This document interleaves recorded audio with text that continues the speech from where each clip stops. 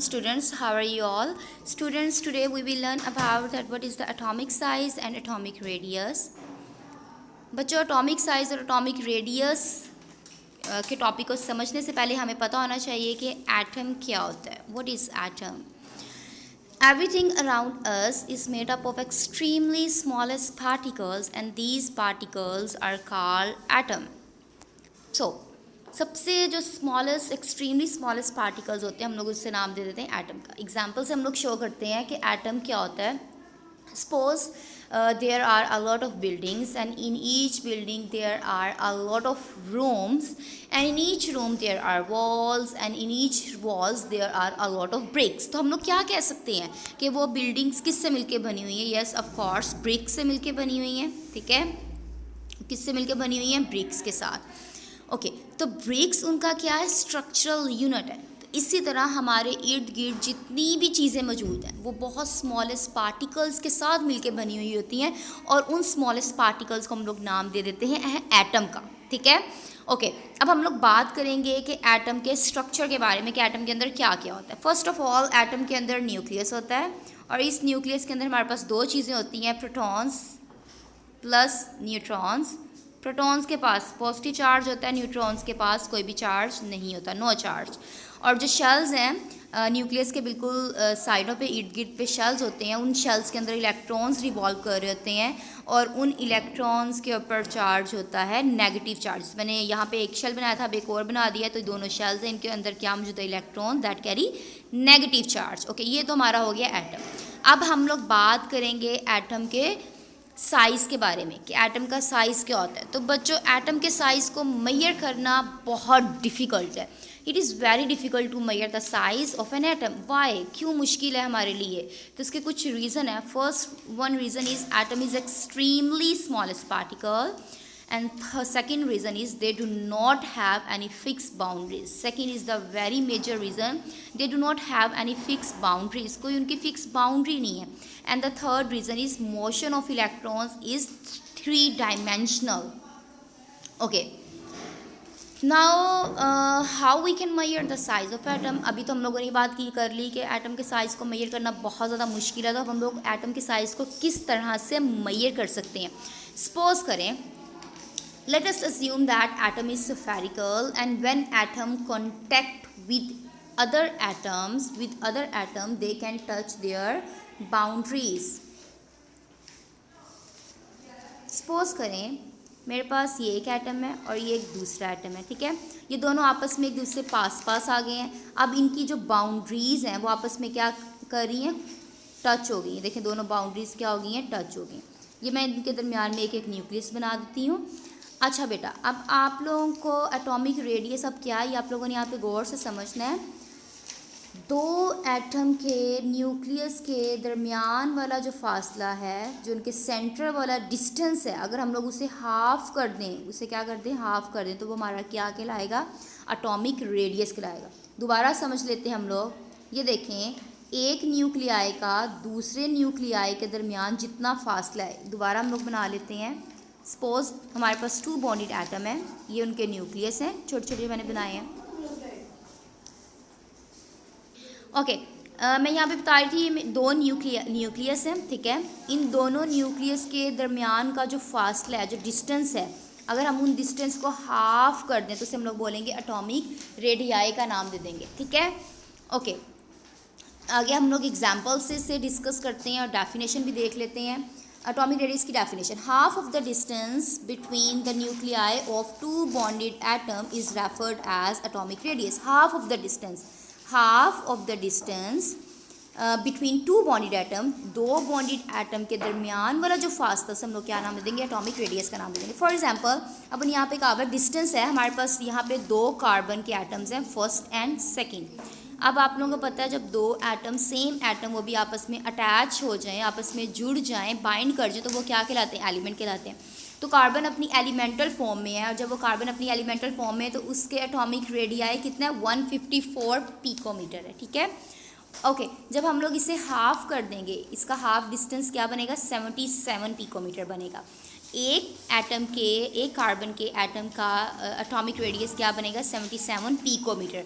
Okay, ये picometre क्या है, अब उसकी वैल्यू क्या है, इसकी वैल्यू होती है हमारे पास 10-12। पिकोमीटर की वैल्यू कितनी होती है 10-12। ये हमारे पास यूनिट है एटॉमिक रेडियाई के। बेसिकली 2 यूनिट्स होते हैं, एक होता है नैनोमीटर होता है जिसकी वैल्यू हमारे पास होती है 10-7, और एक होता है पिकोमीटर जिसकी हमारे पास वैल्यू होती है 10-12। 2 यूनिट्स है हमारे पास।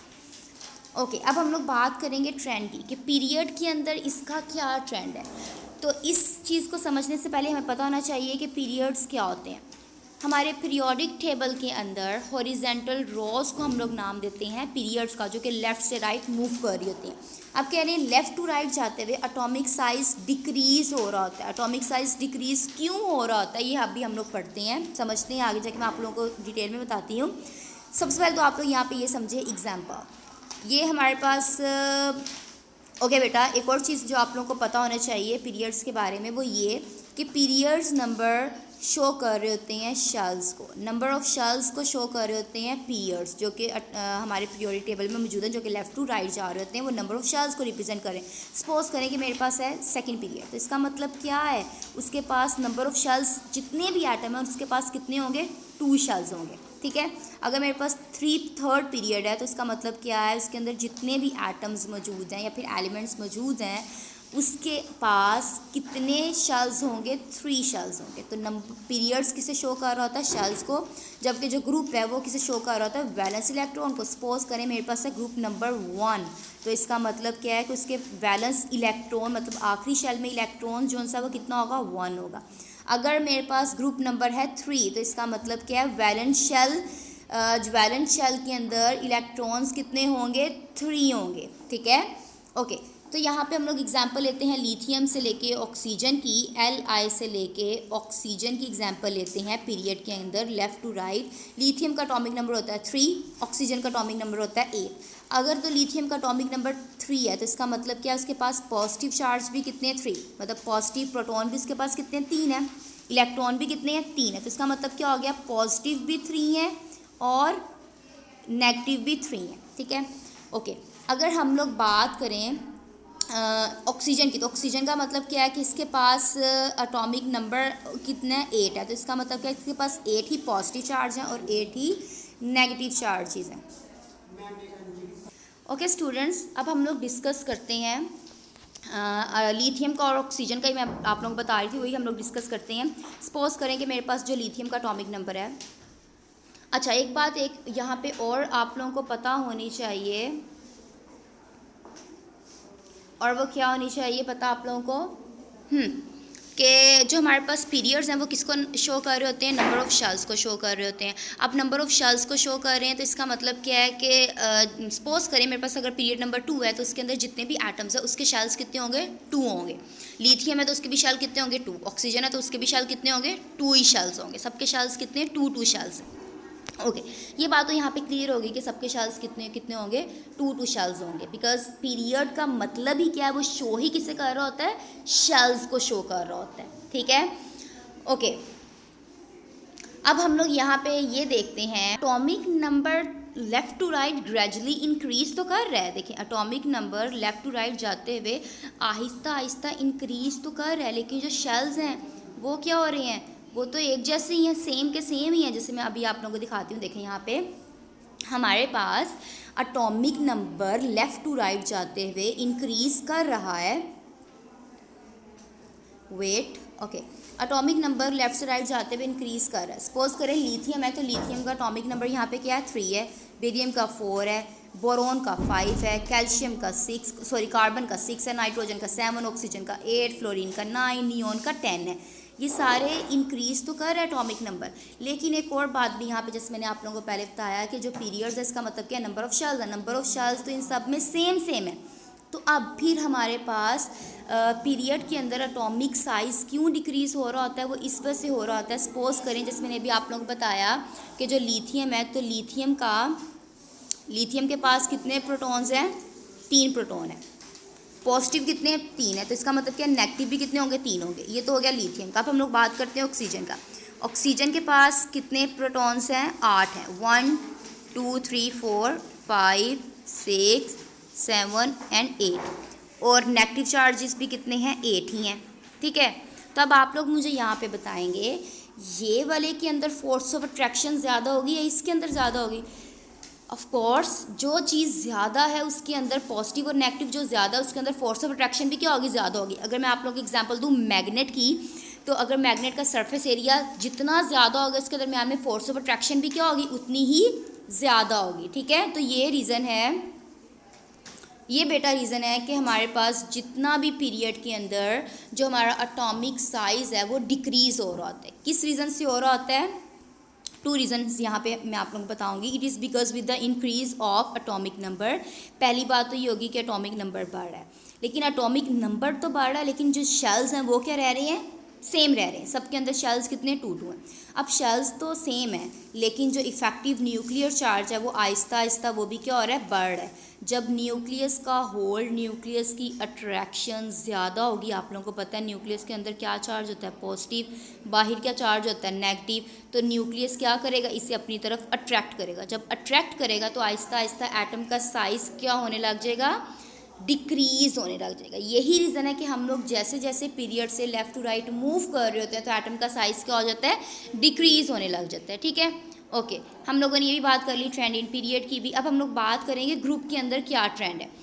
टॉप टू बॉटम जाते हुए हमारा एटॉमिक नंबर इंक्रीज़ कर रहा होता है। टॉप टू बॉटम जाते हुए, टॉप टू बॉटम जाते हुए हमारा जो एटॉमिक नंबर होता है वो क्या कर रहा होता है, इंक्रीज़ कर रहा होता है। ऊपर से नीचे आते हुए एटॉमिक नंबर इंक्रीज़ कर रहा था। अब क्यों कर रहा होता है, जैसे मैंने आप लोगों को पीछे भी बताया पिछली वाली स्लाइड के अंदर कि जो ग्रुप है वो किसको शो कर रहा होता है, बेसिकली जो ग्रुप है वो शो कर रहा होता है वैलेंस इलेक्ट्रॉन को।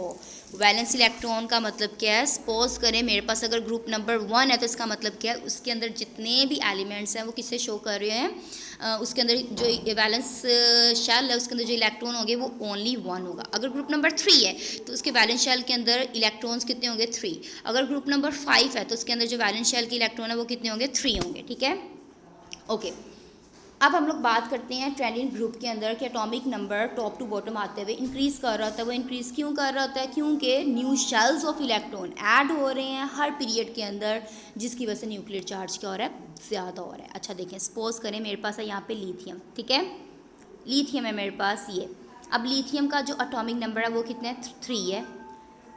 ठीक है, ओके। सोडियम उसका क्या है, 11, पोटाशियम 19, रुबेडियम 37 एंड सीजियम 55। अब जो सीजियम है ना बेटा वो है ग्रुप नंबर 5 का।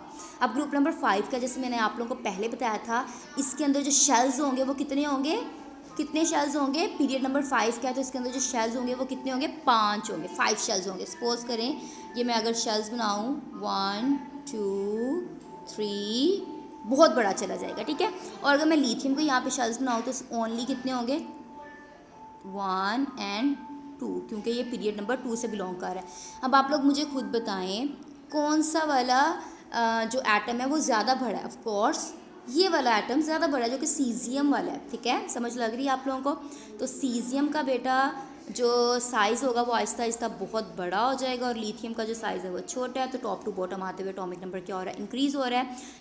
जब नंबर ऑफ़ शेल्स बढ़ते जाएंगे, नंबर ऑफ़ शेल्स बढ़ेंगे तो जब एटॉमिक नंबर बढ़ता जाएगा तो नंबर ऑफ़ शेल्स बढ़ेंगे। जब नंबर ऑफ़ शेल्स बढ़ेंगे तो न्यूक्लियस का जो होल्ड होगा हमारे शेल्स के ऊपर वो बहुत कम होने लग जाएगा। जब न्यूक्लियस का होल्ड कम हो जाएगा तब क्या होगा, एटम एक्सपैंड करेगा, एटम इंक्रीज़ करेगा। ठीक है, एटॉमिक नंबर इस तरह से इंक्रीज़ करता है।